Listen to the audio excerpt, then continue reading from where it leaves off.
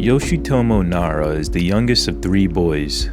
He grew up in a rural community near the city of Hirosaki, in the northern Japanese prefecture of Aomori. His father and grandfather were both Shinto priests, and later in his career, Nara would draw inspiration of his own spiritual teachings of Shinto.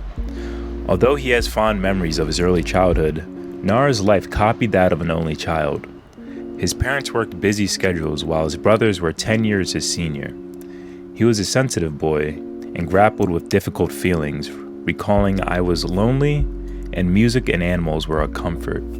I could communicate better with animals, without words, than communicating verbally with humans." He recalls that one occasion he became upset with a local group of boys who set out to destroy an anthill and refused to join them. Young Nara immersed himself in both Japanese and American pop culture, the latter flooding into Japan after the Second World War. Nara took inspiration from various sources, including picture books, his favorite being The Little House by American author Virginia Lee Burton, and fairy tales and American comic books, Disney, and Warner Brother cartoons. He also listened to rock and punk music. Nara purchased the records by mail, sharing the cost with a friend. At the age of 16, he opened up a cafe with a friend in his hometown and worked as a DJ there. He was inspired not only by the rebellious ethos communicated through punk music, but also by the visual culture of the music. He explains that there was no museums where I grew up, so my exposure to art came from album covers. Nara began to create at a young age, first by sculpting forms out of clay or even his own poop, and then by experimenting with drawing. He remembers his first drawings vividly. It was before nursery school, he said. I drew on a blank page of paper that belonged to my father. It was a picture of a curtained window looking into a landscape, drawn in red pencil. There was something very abstract about it. I think I drew pretty well as a child. In his teen years, he recalls being eager to paint a live nude model. And then when a chance finally came, he was very disappointed because the model was an elderly woman. Nara had originally planned to study literature, but after a friend praised one of his artworks, he decided to pursue a possible career as a painter instead. With the financial backing of his parents, Nara moved far away from his hometown to Nagakute to study. He got his Bachelor's of Fine Arts in 1985 and his Master's of Fine Arts 2 years later. Between 1988 and 1993, Nara lived in Germany where he undertook a 6-year apprenticeship at the German State of Academy Arts, under the mentorship of German painter A.R. Pank. During this time, he developed a keen interest in neo-expressionism and punk music. While outside of his studies, he earned a living teaching art to high school students. Nara adopted many of the emotionally charged visual idioms of German neo-expressionism, such as the rough, expressive, and even aggressive brushstrokes and bold colors associated with the likes of Markus Lüpertz and George Baselitz. Nara took from Pank the use of heavy black outlines. Nara recalled of his time in Dusseldorf. I became literally alone there. It reminded me of my memory as a lonely child. I felt the city's cold and darkness, just like my hometown.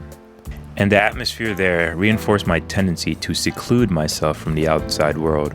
Even after the successful completion of his training, Nara felt unsure about the value of an art career. He said all through university, I was never sure that I wanted to be an artist by profession. It was only when I was teaching art and I was telling all the students that this is how artists should be, and so on, it occurred to me that one could draw as a way of finding oneself. It was at this moment of self-realization that Nara sought to commit to an art career. Thus, in 1993, and still with only a limited grasp of the German language, Nara moved to Cologne, where he set up a studio. He recalls feeling very much isolated, but that the feeling of isolation helped him evolve as an artist. He says, to be an artist, one might need to be deprived a bit of what he or she has taken for granted. Accessibility to things and people, including language and means of communication. I needed a setting which would allow me to isolate myself from others to have a real conversation with the inner me. I found my style only after living in solitude. It was in Cologne that Nara received his first meaningful exposure after drawing promotional posters for the Swedish family film Lada leaves home. Nara notes, up until my 20s, I was really only focused on stuff that I liked and was interested in. Then entering my 30s and 40s and becoming more of an adult, I started seeing more of things in the world and even things that I didn't want to see. My perspective really opened up, whether it was to do with society or the environment or the relationship between the two. My view of the world became much wider.